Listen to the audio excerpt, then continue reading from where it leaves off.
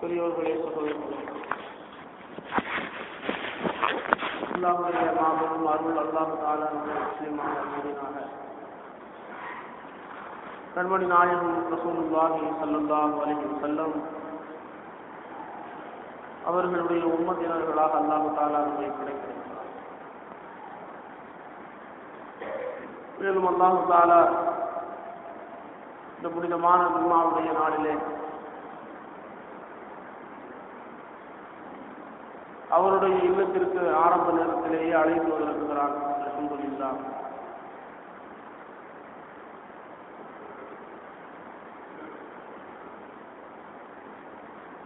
அல்லாஹ் தஆலா நாம் வாழக்கூடிய நாட்கள் காலங்கள் முழுவதும் ஜும்மாவுடைய நாளில் ஆரம்ப நேரத்திலேயே பள்ளிக்குள் நுழையக்கூடிய பாக்கியத்தை அல்லாஹ் நம் அனைவருக்கும் நசீபாக்குவானாக. கண்ணியத்துக்குரியவர்களே,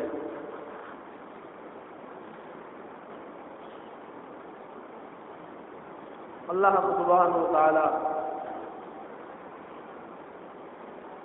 மனித சமுதாயத்தை படைத்து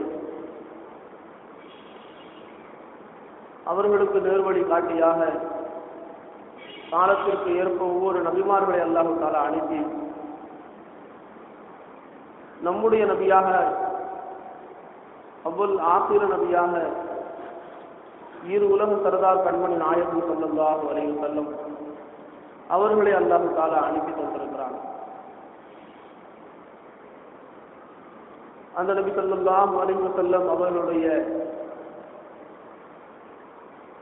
உம்மத்தினர்களாக அல்லாஹ் தஆலா நம்மை ஆக்கியிருக்கிறார். நம்முடைய ஒட்டுமொத்த வழிகாட்டியாக அல்லாஹ் தஆலா அவர்களை நமக்கு தேர்ந்தெடுத்து தந்திருக்கிறார். அந்த நபி ஸல்லல்லாஹு அலைஹி வஸல்லம் அவர்கள்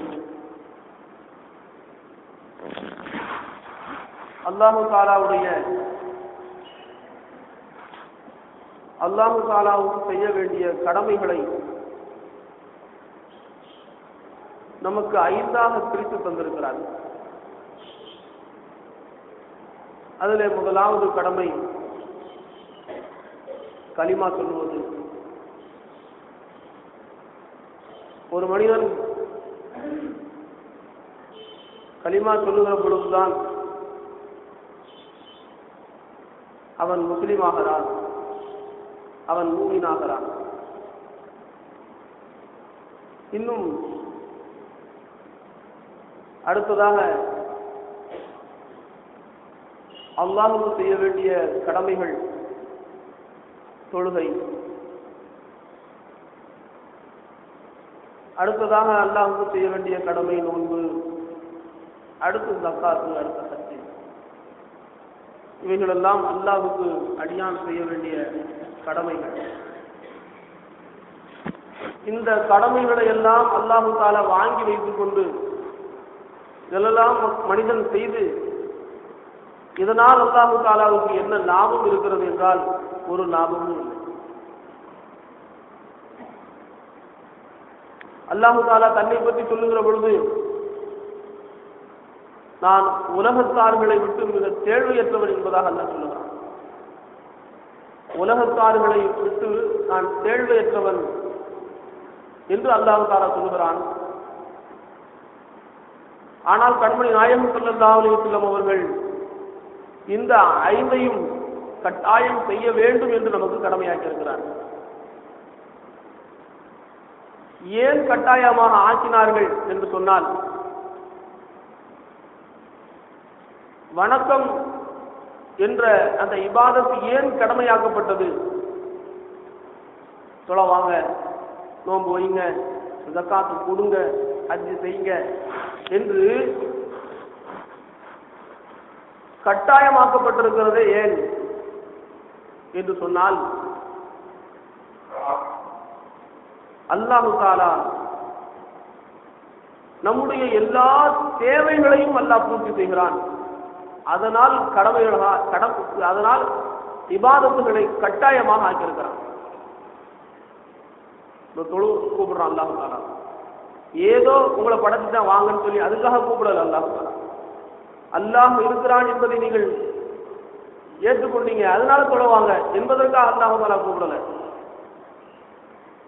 நான் தான் உங்களுடைய எல்லா தேவையும் பூர்த்தி செய்கிறேன், ஆகவே தொழுவாங்க. என்னை விட்டு போட்டு யாரும் உங்களுடைய தேவையை பூர்த்தி செய்ய முடியாது, வேற யாராலும் தேவையை பூர்த்தி செய்யவும் முடியாது. இங்க வேற யார்கிட்டையும் கேட்கவும் முடியாது, கேட்டா தரவும் முடியாது, கேட்கவும் கூடாது. நான் ஒருவன் மட்டுமே உங்களுடைய எல்லா தேவைகளையும் பூர்த்தி செய்கிறேன், ஆகவே நான் சொல்றேன் பள்ளிவாசலுக்கு வாங்க, ஐயா அலஸ்தலா, தொழுகையின் பக்கம் வாங்க. நாம தொழுக வரும்போது அல்லாஹ்வுக்கு ஏதோ ஒரு ஆதாயத்தை அல்லாஹ் தஆலாவுக்கு நாம் செய்ய போகிறோம் என்று நாம் வரக்கூடாது. அல்லாஹ் நம்முடைய தேவைகளை பூர்த்தி செய்து கொண்டிருக்கிறான், அழைக்கிறான், அதனால் வருகிறேன் நான். இதுல என்னுடைய தனிப்பட்ட திறமை, அல்லாஹ்வுக்கு நான் ஏதோ ஒரு சகாயம் செய்ய போகிறேன் என்ற ஒரு உணர்வு இருக்கக்கூடாது. இதுல நம்மிடத்துல என்ன சகாயம் அல்லாஹ்வுக்கு செய்துவிட முடியும்? காலம் காலமாக நாம் தொழுது விட்டு இந்த தொழுகை கொண்டு அல்லாஹ்வுக்கு என்ன நிறைவடைந்து விட போகிறது?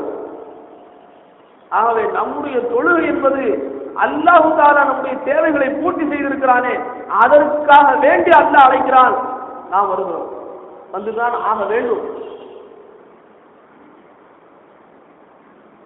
ஆகவே அல்லாஹ்விடத்திலே கோரிக்கை வைக்கிற போது, யா அல்லாஹ் நீ பள்ளிக்குள் வர சொன்னாய், வந்து விட்டேன், அவ்வளவுதான், முடிஞ்சு போச்சு. நபிகள் நாயகம் ஸல்லல்லாஹு அலைஹி வஸல்லம் அவர்கள் சொன்னார்கள், நீங்கள் செய்யக்கூடிய அமல் மீது நீங்கள் நம்பிக்கை வைக்காதீர்கள்,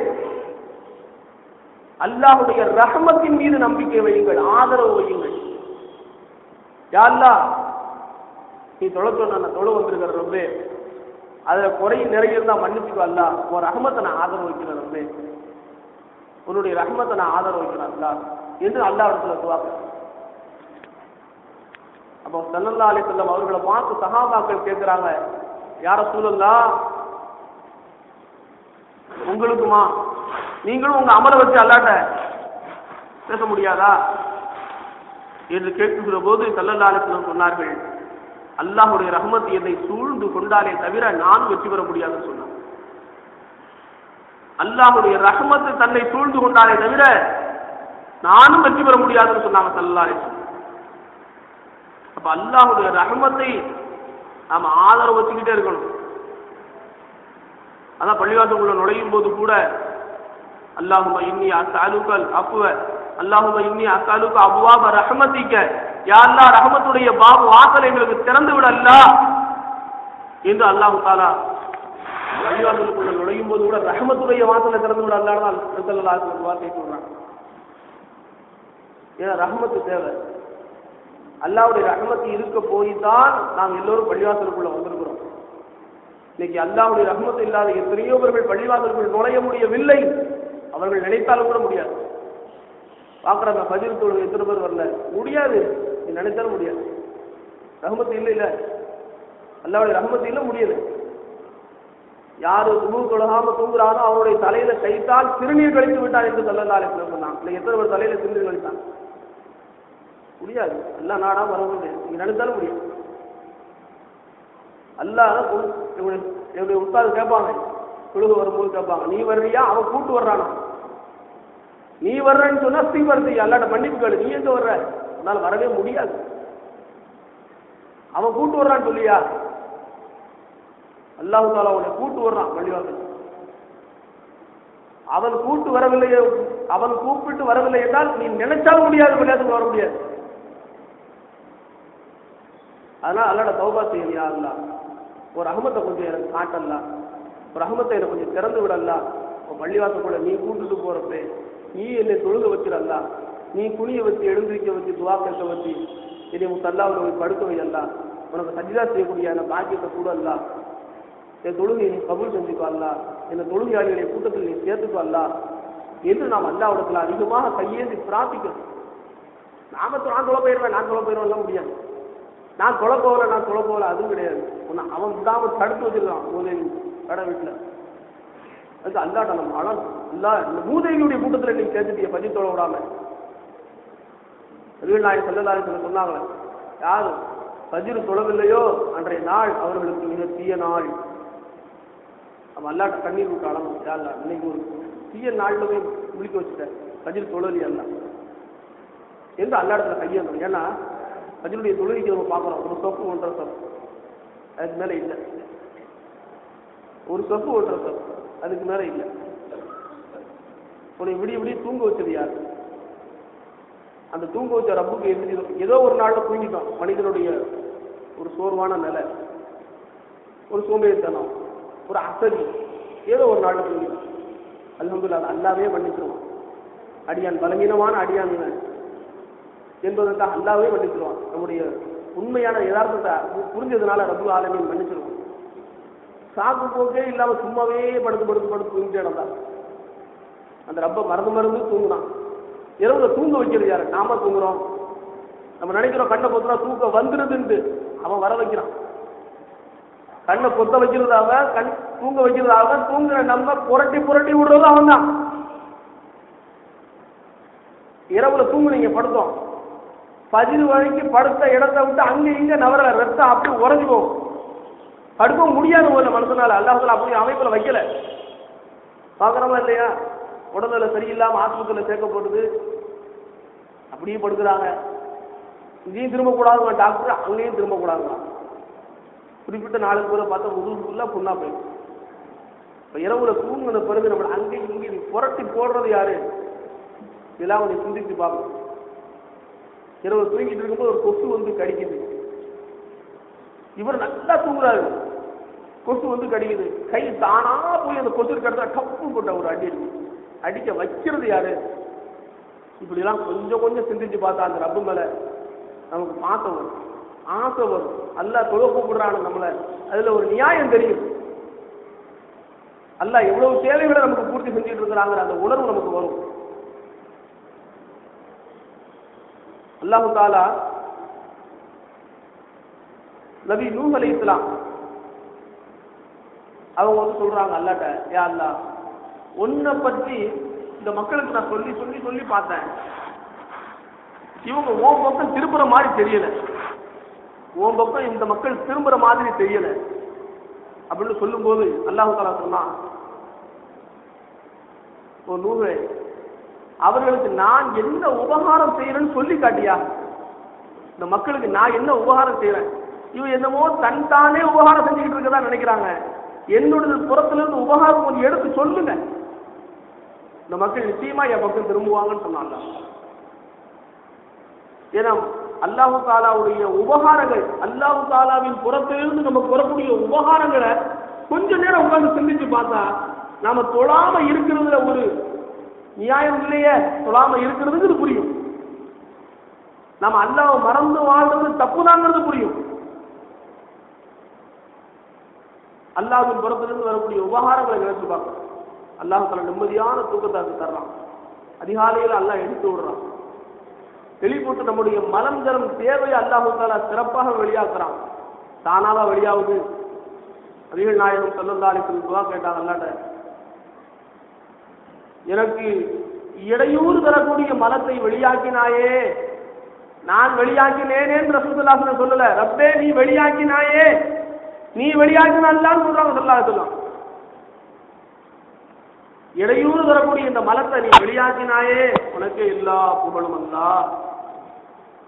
அந்த மலை வெளியாகாம அல்லாஹ் பாதுகாக்கணும் எல்லாரையும். அந்த மலை வெளியாகாம யாரெல்லாம் கஷ்டப்பட்டாங்க உங்கள்கிட்ட கேட்டு பாருங்க, தெரியும் அந்த கஷ்டத்தை. அல்லாஹ் கால் நிற்கிறது சுலபமா அல்லாஹு தாலா வெளியாக்குறான். மலத்தையும் ஜலத்தையும் அல்லாஹு தாலா லேசாக வெளியாக்குறான். இப்படி ஒவ்வொரு அல்லாஹ்வின் புறத்திலிருந்து வரக்கூடிய நியமத்துகளை நாம் சிந்திச்சு சிந்திச்சு பார்த்தால் ஃபஜ்ர் தொழாம தூங்குனது எவ்வளவு பெரிய முட்டாள்தனம், எவ்வளவு பெரிய தப்பு செஞ்சு நம்ம ஒவ்வொரு நாளும் அல்லாஹ்வுக்கு முன்னால் எழுந்திருக்கிறது தெரியும். அப்ப அல்லாஹ்வுடைய புறத்திலிருந்து வரக்கூடிய உபகாரங்களை நம்ம சிந்திக்கணும். சாப்பிடுறோம், நம்ம நினைக்கிறோம் சாப்பாட்டுக்குள்ள கை வச்சு எடுத்து வாய்க்குள்ள உணவு வைக்கிறோம், அது தானா உடலுக்கு போயிருதுன்னு நம்முடைய அறிவு சொல்லுது. ஆனா அல்லாஹ் அப்படி சொல்லலை. நான் தான் உங்களை விழுங்க வைக்கிறேன், நான் தான் உங்களுக்கு ஊட்டி விடுறேன். நபிகள் நாயகம் ஸல்லல்லாஹு அலைஹி வஸல்லம் அந்த துஆவின் மூலமாக நமக்கு கற்றுக் கொடுத்தாங்க. யா அல்லாஹ், எனக்கு சாப்பாடு புகட்டிய ரப்பே உனக்கு எல்லா புகழும். எனக்கு சாப்பாடு புகட்டிய ரப்பே உனக்கு எல்லா புகழும். தண்ணீரை எனக்கு புகட்டிய ரப்பே உனக்கு எல்லா புகழும். சாப்பாடையும் தண்ணீரையும் எனக்கு உள்ள தள்ளினவன் நீ தான் ரப்பேங்கிறாங்க. அதோட வேலை முடிஞ்சு போச்சா? அதோட முடிஞ்சு போச்சா? நம்ம வேலை முடிஞ்சு போச்சு. சாப்பிட்டதோட இது போயிட்டோம். உள்ள போய் அது என்னென்ன வேலை செய்யுது, அது என்னென்ன வேலையை செய்யுதோ அதெல்லாம் தானா செய்யல, அல்லாஹு தஆலா செய்ய வைக்கிறான். இப்படி ஒரு உதாரணத்துக்கு தான் சொல்றது ஒரு செய்திகளை இப்படி சிந்தித்து பார்த்தால் நாம் அல்லாஹ்வை மறந்திருப்பது நியாயமா, அல்லாஹ்வை மறந்திருப்பது அநியாயமா என்பது நமக்கு விளங்கும். ஆகவே அல்லாஹ்வை நாம் அதிகமாக ஞாபகம் செய்ய வேண்டும். இந்த புனிதமான மாதம் எல்லா மக்களும் ஹஜ்ஜி புனிதமான கஅபத்துல்லாவை நோக்கி ஹஜ்ஜிக்கு செல்லக்கூடிய நேரம். நம்ம ஊர்ல இருந்து எல்லாரும் ஹஜ்ஜிக்கு போயிட்டு சிறப்பான முறையில் அமல் செஞ்சுக்கிட்டு இருக்கிறாங்க. பல ஹாஜிகள் இன்னும் ஹஜ்ஜை பார்க்க மக்காவை நோக்கி இன்னும் பயணித்துக் கொண்டே இருக்கிறாங்க. துல்ஹஜ் மாதம் பிறப்பதற்கு இன்னும் 10-12 நாட்கள் தான் இருக்கு. புனிதமான ஹஜ்ஜுடைய மாதம் வருவதற்கு இன்னும் 10-12 நாட்கள் தான் இருக்கிறது. எல்லா மக்களும் ஹஜ் செய்வதற்காக புனிதமான கஅபத்துல்லாவை நோக்கி சென்று கொண்டே இருக்கிறார்கள். நம்மில் எத்தனையோ இவர்கள் இன்னும் செல்ல வேண்டி இருக்கிறது. ஹஜ்ஜை நோக்கி, புனிதமான கஅபத்துல்லாவை நோக்கி இன்னும் நம்மில் அதிகமான நபர்கள் செல்ல வேண்டியது. பலர்கள் ஹஜ் செய்யாமலே இருக்கிறார்கள், பலர்கள் ஹஜ் செய்யாமல் இருக்கிறார்கள், பலர்கள் பல காரணங்களை முன்வைத்து தவிர்த்துக் கொள்கிறார்கள். ஹஜ்ஜி கடமையானதற்கு எப்போ கடமையாகுதுன்னு சொன்னா, செல்வமும் உடல் வசதியும் இருந்தால் ஹஜ் கடமையாயிடும். செல்வமும் உடல் வசதியும் அல்லாஹ் யாருக்கு கொடுத்தானோ அவர்களில் ஒரு சிலர்கள் பலவிதமான சாக்கு போக்குகளை முன்வைத்து அந்த ஹஜ்ஜை பின்னால தள்ளிக்கிட்டே இருக்கிறாங்க. அப்படிப்பட்டவர்களுக்கும் நபிகள் நாயகம் ஸல்லல்லாஹு அலைஹி வஸல்லம் வன்மையாக கண்டித்திருக்கிறான். அவன் யூதனாகவோ, அவன் நஸ்ரானியாகவோ, அவன் யகூதியாகவோ மரணிப்பதில் எனக்கு எந்த ஆட்சேபனையும் இல்லைன்றாங்க ஸல்லல்லாஹு அலைஹி வஸல்லம். கருணையே உருவான நபி, எல்லோரும் இந்த இஸ்லாத்தின் மீதே மரணிக்க வேண்டும் என்று ஆசைப்பட்ட நபி, இந்த இஸ்லாத்தின் மீதே மரணிக்க வேண்டும் என்பதில் பேராசை கொண்ட நபி, அவன் யூதனாகவோ நஸ்ரானியாகவோ அவன் யகூதியாகவோ மரணிப்பதில் எனக்கு ஆட்சேபனை இல்லைன்றாங்க ஸல்லல்லாஹு அலைஹி வஸல்லம். ஆனால் நம்முடைய அறிவை முன்வைக்காமல் அல்லாஹ்வும் ரசூலும் நமக்கு எதை போதனையாக சொன்னார்களோ அதை முன்வைத்து நமக்கு ஹஜ்ஜு கடமையாகிவிட்டால் நாம் அங்கு சென்று விட வேண்டும். நம்மளை எத்தனையோ பேர் இன்னும் ஹஜ்ஜு செய்யாமல் இருக்கிறான். மௌத்தை ஞாபகம் செய்ய வேண்டும். எப்ப மௌத்து அல்லாஹ் வச்சிருக்கிறான் நமக்கு தெரியாது. நம்ம மீது கடமையாக ஆனதற்கு பிறகு நமக்கு மௌத்து வந்துவிட்டால் அந்த கடமையை செய்யாமல் மௌத்தாகிவிட்டோம், அல்லாஹ் பாதுகாப்பான். அதனால் நம்மள ஹஜ்ஜு செய்யாதவர்கள், ஹஜ்ஜு செய்வதற்கு வசதி வாய்ப்புகளை அல்லாஹ் யாருக்கு தந்தானோ அவர்கள் மற்ற காரணங்களை முன்வைக்காமல், அல்லாஹு தஆலா நமக்கு 2 வசதிகளை தந்திருக்கிறான், பொருள் வசதி, உடல் வசதி. அல்ஹம்துலில்லாஹ் போயிட வேண்டியதான் சொல்லி கிளம்பிடு. இல்லை என்றால் நபி ஸல்லல்லாஹு அலைஹி வஸல்லம் அந்த நபி ஸல்லல்லாஹு அலைஹி வஸல்லம் அவருடைய அந்த வாக்கை நாம் கொஞ்சம் ஞாபகத்தில் கொண்டு வர வேண்டும். அவன் எப்படி மரணித்தாலும் எனக்கு ஆட்சேபனை இல்லை என்று சொன்னார்களே, அதை கொஞ்சம் சிந்தனையில கொண்டு வரும். அடுத்ததாக, ஹஜ்ஜி என்பது தானாக அமையக்கூடிய ஒரு பாக்கியம் அல்ல, அது அல்லாஹ்வின் புறத்திலிருந்து வரக்கூடிய பாக்கியம். ஆகவே அந்த ஹஜ்ஜுடைய பாக்கியத்தை அல்லாஹ் தஆலாவிடத்திலே நாம் கேட்டுக்கொண்டிருக்க வேண்டும். எல்லாரும் கேட்கணும். அல்லாஹ் ஹஜ்ஜுடைய பாக்கியத்தை எல்லோருமே கேட்கணும். ஏன்னா நப்சு ஷைத்தான் இருக்கிறானே, வசதி வந்த பிறகு ஹஜ்ஜு கடமை, அது கடமை என்கிற ரீதியில் ஹஜ்ஜு செய்ய வேண்டும் என்ற ஆசை ஆர்வம் நம்ம எல்லோருக்குமே இருக்கணும். அது அல்லாஹ் இடத்துல கேட்டுக்கொண்டே இருக்கணும். அந்த ஹஜ்ஜுடைய பாக்கியத்தை எனக்கு கூட அல்ல, அந்த புனிதமான வீட்டை தவாப் செய்யக்கூடிய பாக்கியத்தை கூட அல்ல, அந்த ஹஜ்ருல் அஸ்வதை முத்தமிடக்கூடிய பாக்கியத்தை எனக்கு கூட அல்ல, ஜம்சம் தண்ணீரை அங்கு நின்று அருந்தக்கூடிய பாக்கியத்தை எனக்கு கூட அல்ல, சபா மருவாவிலே தொங்கோட்டம் ஓடக்கூடிய அந்த உயர்ந்த பாக்கியத்தை எனக்கு கூட அல்ல, எங்கள் நபி ஸல்லல்லாஹு அலைஹி வஸல்லம் அவர்களை ஜியாரத் செய்யக்கூடிய பாக்கியத்தை கொடுத்தார் என்று நாம் துஆ செய்து கொண்டே இருக்க வேண்டும். அல்லாஹ் நிச்சயமாக அந்த வாய்ப்பை நமக்கு மிக விரைவிலே தந்து விடுவான். அல்லாஹ்விடத்திலே துஆ கேட்கும்போது நம்முடைய பொருளின் மீதோ நம்முடைய உடலின் மீதோ நாம் நம்பிக்கை வைக்கக்கூடாது. ஏன்னா துஆ என்பது அல்லாஹ்விடத்திலே கேட்கக்கூடிய ஒன்று. என்கிட்ட பொருள் இல்லை, பொருள் வசதி என்கிட்ட இல்லை, கேட்டுத்தான் பார்ப்போம். அல்லாட்ட கேட்க சொல்றாங்க, கேட்போமே, இப்படி கேட்கக்கூடாது. இதுக்கு பேர் துஆவும் கிடையாது. துஆ என்பது நிச்சயமா அல்லாட்ட கேட்கிறோம், அவன் தான் கேட்கையும் சொல்றான், நிச்சயமா தருவான், இந்த வாய்ப்பை நமக்கு தருவான், அல்லாஹ் தஆலா தருவான் என்ற மன உறுதியோட கேட்கணும். நம்முடைய செல்வத்தின் மீதும் நம்முடைய உடலின் மீதும் நாம் நம்பிக்கை வைத்துக் கொண்டு கேட்கக்கூடாது. ஏன்னா பலர்கள் அப்படித்தான் இருக்கிறான். நம்ம தான் செல்வம் நம்மகிட்டே ஒன்றும் இல்லை, அண்ணன் சாப்பாடுக்கே நம்ம ரொம்ப இதாக இருக்கு, நம்ம போய் என்ன இந்த துவாவை போய் அல்லாட்ட எப்படி கேட்கறது?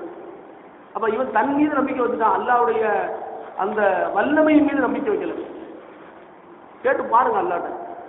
எத்தனையோ ஹாஜிகள் நம்ம பல தடவை கேள்விப்பட்டிருக்கிறோம், இவர் தான் ஹஜ்ஜிக்கு வர முடியாத ஒரு நபர் இவர் எப்படி வந்தாரு அப்படின்னு சொல்லக்கூடிய அளவுக்கு எத்தனையோ ஒரு ஹஜ்ஜி செஞ்சுட்டாங்க. நம்ம சிறப்பு கூட்டத்தில் கூட ஹாஜியாதருக்கு சொன்னாங்க, ஒருத்தர் சாதாரண நபரு நீண்ட நெடிய நாளா ஹஜ்ஜி செய்யணுங்கிற ஆசை, அவங்க சொன்ன செய்தி தான், நீண்ட நெடிய நாளா ஹஜ்ஜி செய்யணுங்கிற ஆசை, பொருளாதாரத்தில் ரொம்ப வலு இழந்தவர், ரொம்ப பொருளாதாரத்தில் பின்தங்கியவர். அவர் ஹஜ்ஜிக்கு போனது நீண்ட நாள் ஆசை, ரப்பே நான் அந்த இடத்துக்கு போகாம மௌத்தாக கூடாது, அல்ல எனக்கு மௌத்தை கொடுத்துறாது ரப்பே, அந்த இடத்துக்கு போய் ஹஜ்ஜி செய்துட்டு மௌத்தாகக்கூடிய வாய்ப்பு எனக்கு கூடல, அதுக்கு முந்தைய ரூபணி வாங்கிறாத ரப்பே என்றே அவர் துவா செய்து கொண்டு இருந்தாருன்னு சொன்னாங்க. அதே நேரத்தில் அவர் அடையத்துல அல்லாஹ் தஆலா அவருக்கு ஹஜ்ஜுடைய வாய்ப்பை கொடுத்தான். அவர் ஹஜ்ஜி செய்து விட்டு தான் மௌத்தானார் என்று அந்த செய்தி சொன்னாங்க. அவங்க கூட தான் ஹஜ்ஜி செஞ்சாங்க, அவங்க தான் வழிகாட்டியா போறாங்க, அவங்க கூட போய் ஹஜ்ஜி செஞ்சுட்டு அதுக்கு பிறகு அவங்க மௌத்தாங்க. பார்க்கலாம் இப்படி எத்தனையோ பல சம்பவங்கள் நம்முடைய ஊர்ல இருந்து புனிதமான ஹஜ்ஜிக்கு போயிட்டு வரக்கூடிய எத்தனையோ ஹஜ்ஜிகள் சொன்ன செய்தி பல செய்தி இருக்கு. ஹஜ்ஜிக்கே போக தகுதி இல்லாதவர்கள் எல்லாம் ஹஜ்ஜி செஞ்சுட்டு வர்றாங்க. அப்படி இல்லாம ஹஜ்ஜி செய்யணும் அப்படின்னு சைத்தான் ஒரு கேள்வியை போடுவான். அப்படி இல்லாம ஹஜ்ஜி செய்யணும் ஆர்வத்துக்கு தடை கிடையாது. ஆர்வம் இருந்துச்சுன்னு சொன்னா அதுக்கு எதுவும் தடை கிடையாது. ஹலாலான முறையா இருக்கணும், அவ்வளவுதான் அதுக்கு ஷர்த்து. புனிதமான இடத்துக்கு போறதுக்கு புனிதமான பணமா இருக்கும், இந்த பணம் புனிதமானதா இருக்கும், ஹலால் சம்பாதிச்ச பணமா இருக்கக்கூடாது, அதுதான் கண்டிஷன். ஹலாலான பணம் அல்லாஹ் எந்த வகையில தந்தா என்ன இருக்கு, அல்ஹம்துலில்லாஹ் அந்த புனிதமான இடத்தை பார்க்க வேண்டியதுதான். அதனால அந்த ஹஜ்ஜி செய்யணுங்கிற அந்த ஆசையை நமக்கு முன்னால எல்லாருமே வளர்த்து ஹஜ்ஜி செய்ய கடமைப்பட்டவர்கள் ஹஜ்ஜி செய்யாமல் இருக்கிறோமே, நபி ஸல்லல்லாஹு அலைஹி வஸல்லமுடைய வாக்கை நாம முன்னால கொண்டு வந்து வைக்கணும். இவன் எப்படி மௌத்தா போனாலும் எனக்கு பரவாயில்லை என்று சொன்னால் நம்முடைய மௌத் எப்படி வருங்கிறதையும் சிந்திச்சு பார்க்கணும். கடமைப்பட்டவர்கள் எத்தனையோ கடமைதாரிகள் முகமத்தன் இருக்கிறாங்க, கடமை இல்லாதவர்கள் போக ஆசைப்படணும்னு சொல்லுவாங்க. கடமை இல்லாதவர்கள் போக ஆசைப்படும். பலருடைய ஆசை நாம பெரிய பிள்ளையா ஆகி நிக்காக ஆகி குழந்தை குட்டி பெற்று பேரம் பேச்செல்லாம் எடுத்து நடக்கையும் விழி இல்லாம தள்ளாடுற நேரத்தில் நம்ம இன்ஷா அல்லாஹ் போகலாம் அப்படின்னு சிலருடைய எண்ணம் அப்படியே இருக்குது. அப்பதான் அவங்க எல்லா பாவத்தையும் விட்டு நீங்க இருப்பாங்களாம். அது சொன்ன நபி ஸல்லல்லாஹு அலைஹி வஸல்லம் சொல்லியிருக்கணும். நீங்க ஏன் சொல்றீங்க? அதை நம்ம எப்படி சொல்லலாம்? நீங்க தள்ளாடுற வயசுல போங்கன்னு ரசூலுல்லாஹ் சொல்லியிருந்தா ஓகே. சிலர்கள் அந்த மாதிரி ஒரு கருத்து வச்சிருக்கிறாங்க. இப்போ ஹஜ்ஜுக்கு போயிட்டு வந்தா நம்ம திரும்பவும் பாவத்தை செய்வோம், அதனால இன்ஷா அல்லாஹ் நிக்காஹ் செஞ்சுட்டு குழந்தை குட்டி பெற்றுட்டு பேரம் பேத்தி எடுத்துட்டு ஒரு வயசு கடைசியில் இனிமேலும் ஒன்றும் பண்ண முடியாதுங்கிற ஒரு வயசு வரும்ல, அப்போ போய்க்கலாம். இந்த சொல்ல ரசூலுல்லாஹ் சொல்லியிருந்தா ஓகே. இது நப்சுல சொல்லுது, அதுக்கு மாறு செய்யணும். சின்ன வயசுல ஹஜ்ஜிக்கு போகணும். நம்மளாம் ஹஜ்ஜிக்கு போகிறோம், அல்லாஹ் பாக்கியத்தை கொடுத்தான். நம்ம மதுக்குள்ள அல்லாஹ் கொடுத்த ஒரு பெரிய பாக்கியம். நம்ம போய் பார்த்தோம் வயசானவர்கள் எவ்வளவு கஷ்டப்படுறாங்க ஹஜ்ஜில். நடக்க ரொம்ப கஷ்டப்படக்கூடியவங்களாம் ஹஜ்ஜில் எவ்வளவு கஷ்டப்படுறாங்க. புனிதமான நாட்கள்ல ஹஜ்ஜுடைய நாட்கள் 5 நாள் தான், பிற 8, 9, 10, 11, 12. பெருநாளைக்கு முந்தி 2 நாள், பெருநாள் 3, பெருநாளுக்கு அடுத்து 2 நாள் நம்ம கணக்குப்படி. 5 நாள். இந்த 5 நாள் தான் இந்த உலக மக்கள் எல்லாம் ஒன்று கூடி இருக்கக்கூடிய நாள். மற்ற நேரம் பாதி பேர் மதீனாவில் இருப்பாங்க, பாதி பேர் மக்காவில் இருப்பாங்க, பாதி ரூம்ல இருப்பாங்க, பாதி வெளியில இருப்பாங்க, இப்படி இப்படி அங்க கொஞ்சம் பிரிஞ்சு இருப்பாங்க. இந்த 5 நாள் எல்லோரும் ஒன்று கூடி இருக்கக்கூடிய நாள். இதுல கொஞ்சம் நட ஜாஸ்தி. இதுலதான் வயசாளிகள் படக்கூடிய கஷ்டங்களை பார்க்கணும்.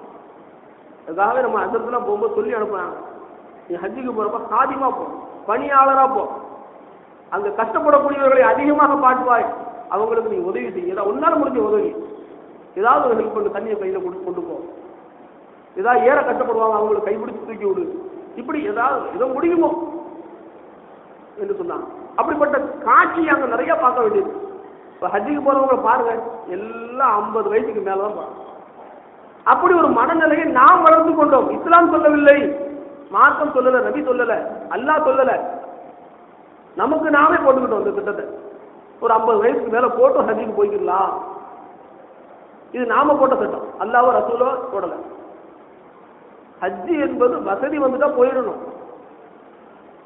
தந்தையிட்ட நல்ல வசதி இருக்கு, அல்லாஹ் கொடுத்துருக்கான், தகப்பனார்கிட்ட வசதி அல்லாஹ் கொடுத்துருக்கான், அவரும் ஹஜ்ஜி செய்ய வேண்டியதா, பிள்ளையும் கூப்பிட்டு போக வேண்டியதான். ஹஜ்ஜி அவனுக்கு பணம் காசு வந்து ஹஜ்ஜி செஞ்சுக்கிடுவான் அப்படின்னு விட்டுட்டு போறது இருக்கு ஒண்ணு. இருந்தாலும் முன்னோருடைய வரலாற்றை எடுத்து படிச்சு பார்த்தா எத்தனையோ பெற்றோர்கள் தன்னுடைய பிள்ளைகளை கையில கூட்டு போயிருக்காங்க ஹஜ்ஜிக்கு. நான் போகும்போது கூட ஹஜ்ஜிக்கு அந்த மாதிரிலாம் தன்னுடைய பேர பிள்ளையெல்லாம் கூட்டு வந்தாங்க. பேர பிள்ளை, தன்னுடைய மகனார், தகப்பனாருடைய செலவுல. நல்ல புனிதமான இடத்துக்கு தானே போறோம். புனிதமான இடத்துக்கு செலவு பண்ணி போகும்போது செலவு உள்ள காசு அல்லாஹ் கொடுத்துருவான்னு சொல்றானே, நம்பிக்கை வச்சு வர்றாங்க. ஹாஜி ஒரு காலமும் ஏழையாக மாட்டார் நாங்கள் சொல்லலாம். அங்கு போய் செலவழிக்கக்கூடிய ஒவ்வொரு பணத்துக்கும் பன்மடங்கான பணம் திரும்ப வருது நம்முடைய நியத்து படிக்கு. அங்க பள்ளிவாசல்ல தொழுதா 1 லட்சம் நன்மை மட்டும் அல்ல, அங்க செய்யக்கூடிய 1 ரூபாய் தர்மத்துக்கும் 1 லட்சம் ரூபாய் உண்டு, அல்லாஹ் திருப்பி தர்றான். அங்க போய் செய்யக்கூடிய தர்மம் அதிகமா செய்ய சொல்றாங்க. ஹஜ்ஜிக்கு போற தர்மம் நிறைய செய்யணும்னு சொல்றாங்க. ஏன் அங்கு செய்யக்கூடிய தர்மம், நாம இந்த மதுக்குள்ள 1 ரூபா கொடுத்தோம்னா அதுக்கு ஒரு அல்லாஹ் ஒரு அளவு வச்சிருக்கான். அதே 1 ரூபா கொண்டு போய் மக்காவில் போய் நம்ம செலவு செஞ்சோம்னா அதுக்கு ஒரு அளவு அல்லாஹ் தஆலா வச்சிருக்கான். அப்ப நம்ம ஹஜ்ஜுக்காக வேண்டி பணத்தை செலவு செய்யும் போது அது அல்லாஹ் தஆலா வேற வழியில ஏதாவது ஒரு வகையில் அல்லாஹ் தஆலா அந்த பணத்தை கொடுத்துருவாங்கிற நம்பிக்கையோட எத்தனை பேர் வர்றாங்க. அந்த அடிப்படையில் நம்ம வச்சுக்கலாம், பிள்ளைகளை கூட்டு போகலாம். வாலிபத்துல ஹஜ்ஜு செய்யணும், நல்ல உடல் திடகாத்தில் இருக்கும்போது ஹஜ்ஜு செய்யணும். வயசான பேர் பார்த்தீங்கன்னா 1 உம்ரா செய்வாங்க, 2வது உம்ராவுக்கு யோசிப்பாங்க, உம்ரா அடுத்த உம்ரா போடுமோ, ஒரு 2 நாள் போட்டுமே அப்படின்னு சொல்றவங்க இருக்காங்க. 1 உம்ரா போறவங்க சிறப்பாக செஞ்சிருவாங்க, அடுத்தடுத்த உம்ரா செய்யறதுக்கு ரொம்ப கஷ்டப்பட்டு செய்வாங்க. இதே வாலிப சிறுமிகள்கிட்ட கேட்டு பாருங்க, நான் 4 உம்ரா செஞ்சேன், 8 உம்ரா செஞ்சேன், 10 உம்ரா செஞ்சேன், சர்வசாதாரணமா. ஏன்னா உம்ராங்கிறது வந்து நட, மக்காவை சுற்றி தவாப் செய்யணும், சஃபா மருவாவில் ஓடணும். இது சொல்ல நம்ம பள்ளியாசலை சுற்றி வர்ற மாதிரி டிஃபென்ஸில் உள்ள இடம் கிடையாது, கொஞ்சம் தூரமாக இருக்கும். கூட்டங்கள் நிறையா இருக்கும்போது ரொம்ப தூரமாக வரும் இடம், நடதான் அதில் அதிகம். இங்கே ஆட்டோவிலேயே போய் வந்தவங்க எப்படி நடப்பாங்க? இங்கே பைக் இல்லாமல் வண்டி ஓடாதுங்கிறாங்க, அங்கே எப்படி வண்டி ஓடும்? ஆனால் சிலருடைய நீசுப்படி ஓடுது. எனக்கு உண்மையிலே நடக்க தெரியலங்க, நான் அங்கே போனப்போ எப்படித்தான் எனக்கு அல்லாஹ் சக்தியை கொடுத்தானோ தெரியல அப்படிம்பாங்க. அது அவங்க நீயத்துப்படி அல்லாஹ் கொடுக்குறான். நாம யதார்த்தமான பேச்சு பேசுகிறோம். இங்கேயே ஒன்று நடக்க தகுதி இல்லை போது அங்கே எப்படி நட வரும்? ஆக வாலிபத்தில் ஹஜ்ஜு செய்யப்போம், அந்த நீயத்தை எல்லாரும் வைக்கணும். யா அல்லாஹ் எனக்கு இந்த வாலிப சக்தி இருக்கும்போதே அந்த பாக்கியத்தை எனக்கு நசீபாக்க அல்ல, எனக்கு கொடுறப்பே, நீ தான் கொடுக்கக்கூடியவன் அல்ல, நீ நாடக்கூடியவங்களுக்கு அந்த பாக்கியத்தை கொடுக்குறல்ல, அதில் என்னையும் கொஞ்சம் தேர்ந்தெடுத்துக்கோ அல்ல. ஏன்னா நம்ம எல்லா இடத்துல இந்த ஆசையை எல்லா இடத்துல வெளிப்படுத்தணும். அல்லாஹ் தஆலா குர்ஆன்லயே அல்லாஹ் தஆலா கேட்கிறான், உங்களுக்கு ஆசை இருக்காது, நான் திணிக்கணுமாங்கிற அல்லாஹ். உங்களுக்கு ஆசை இல்லை, நான் திணிக்கணுமா? நமக்கு ஆசை இல்லை, அல்லாஹ் கேட்குறான், நான் திணிச்சுக்கிட்டே இருக்கணுமோ? உங்களுக்கு ஆசையே கிடையாது, நான் திணிக்கணுமோ? அது செய்யுங்க. உங்களுக்கு ஆசையை கொஞ்சம் வெளிப்படுத்துங்க, மற்றதை நான் திறந்து விடுறேன். அதனால் ஆசையை எல்லா இடத்துல வெளிப்படுத்தணும். யா அல்லாஹ் ஹஜ்ஜுடைய பாக்கியத்தை கூட அல்ல. ஏன்னா ஹஜ்ஜுடைய இந்த செய்திகள்லாம் கேட்கும்போது அந்த நினைவுகள் தான் நமக்கு அதிகமாக வரும். ஹஜ்ஜு செய்யணும், ஹஜ்ஜு செய்யணும், ஹஜ்ஜு செய்யணும், உம்ரா செய்யணும், தவாப் செய்யணும், அங்கே போய் ஹஜ்ஜுல் அஸ்வதை முத்தமிடணும், அங்கே மக்காம இப்ராஹிம்ங்கிற அந்த இடத்துக்கு முன்னால் தொழணும், நபிகள் நாயகம் ஸல்லல்லாஹு அலைஹி வஸல்லம் தொழுத இடத்துல தொழணும், பெருமானார் ஸல்லல்லாஹு அலைஹி வஸல்லம் அவருடைய ரவுலாவை ஜியாரத் செய்யணும். இது பெரும் பாக்கியம், உலகத்தில் பெரும் பாக்கியம். பெருமானார் ஸல்லல்லாஹு அலைஹி வஸல்லம் அவர்களை ஜியாரத்து செய்வதற்காக எத்தனையோ பெரியோர்கள் தவம் கடந்து நடந்து, இப்பெல்லாம் அல்லாஹ் நமக்கு எளிதாக்கி வச்சிருக்கிறான். நம்ம யோசிச்சுக்கிட்டு இருக்கிறோம். அல்லாஹ் செல்வத்தை கொடுத்து போகக்கூடிய பயணத்தை எளிதாக்கி வச்சிருக்கிறோம். நம்ம யோசிக்கிறோம், 1 லட்ச ரூபா கூட போகுதே, போகையா வேணாமா யோசிக்கிறோம். ஆனால் செல்வம் குறைந்திருந்த காலம், போகக்கூடிய பயணம் மிக கடினமான காலம் போனாங்க. இமாம் ஷாஃபி ரஹ்மத்துல்லாஹி அலைஹி, இமாம் ரஹ்மத்துல்லாஹி அலைஹி, ஷாஃபி மதுஹபுடைய இமாம், அவங்க தன்னுடைய 15வது வயதிலிருந்து ஹஜ் செய்ய ஆரம்பித்தாங்க.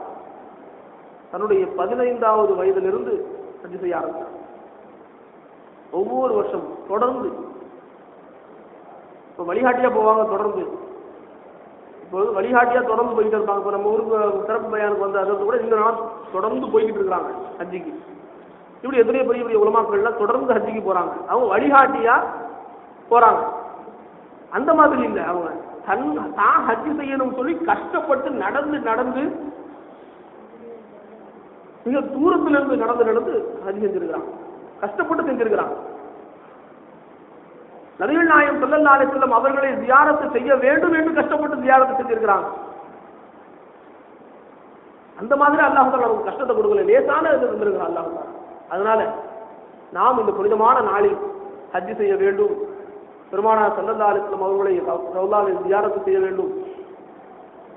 அங்கே அடங்கி இருக்கக்கூடிய நபிகள் நாயகம் ஸல்லல்லாஹு அலைஹி வஸல்லம் மகளார் அன்னை ஃபாத்திமா ரலியல்லாஹு தஆலா அன்ஹா, அவருடைய ரவுலாவில் ஜியாரத்து செய்ய வேண்டும். அவருடைய மனைவிமார்களுடைய ரவுலாவை ஜியாரத்து செய்ய வேண்டும். சிறப்பு உஸ்மான் ரலியல்லாஹு தஆலா அவருடைய ரவுலாவை ஜியாரத்து செய்ய வேண்டும். சஹாபாக்களுடைய ரவுலாவை ஜியாரத்து செய்ய வேண்டும் என்ற அந்த நல்லெண்ணங்களை எல்லாம் நம்முடைய உள்ளத்துல கொண்டு வந்து, யா அல்லாஹ் எனக்கு இந்த பாக்கியத்தை கொடு ரப்பே என்று நாம் அல்லாஹ்விடத்திலே கோரிக்கை வைத்து அல்லாஹ்விடத்திலே நாம் அழுது கேட்டால் நிச்சயமாக அல்லாஹ் தஆலா நம்முடைய கோரிக்கையை ஏற்றுக்கொள்ளக்கூடியவனாக இருக்கிறான். ஆகவே நம்முடைய உடலின் மீது, நம்முடைய பொருளின் மீது நம்பிக்கை வைக்காமல், நம்மீது நம்பிக்கை வைக்காமல், எல்லாத்திற்கும் அதிபதியான, எல்லா சர்வ வல்லமை படைத்த அந்த அல்லாஹ்வின் மீது நம்பிக்கை வைக்கக்கூடிய அந்த நல்ல எண்ணத்தை அல்லாஹ் தஆலா நம் அனைவர்களுக்கும் தந்து, நாம் எல்லோரும் அந்த புனிதமான கஅபத்துல்லாவை தவாப் செய்யக்கூடிய பாக்கியத்தையும், புனிதமான அந்த இடத்திலே ஹஜ் செய்யக்கூடிய பாக்கியத்தையும், அண்ணல் நபி ஸல்லல்லாஹு அலைஹி வஸல்லம் அவருடைய ரவுதாவை மீண்டும் மீண்டும் அதிகமாக ஜியாரத்து செய்யக்கூடிய பாக்கியத்தையும், அவருடைய ரவுதாவுக்கு முன்னாலே நின்று சலாம் சொல்லக்கூடிய அந்த பாக்கியத்தை அல்லாஹ் தஆலா நமக்கும் இந்த ஊரில் உள்ள எல்லோருக்கும், நம்முடைய பின்னால் வரக்கூடிய சந்ததியினர்களுக்கும் அல்லாஹ் தஆலா அந்த பெரும் வாய்ப்பை, அந்த புனிதமான வாய்ப்பை அல்லாஹ் தஆலா தந்தருள்வானாக. வாஹிரு தஅவானா அல்ஹம்துலில்லாஹி ரப்பில் ஆலமீன். ஸலாம்.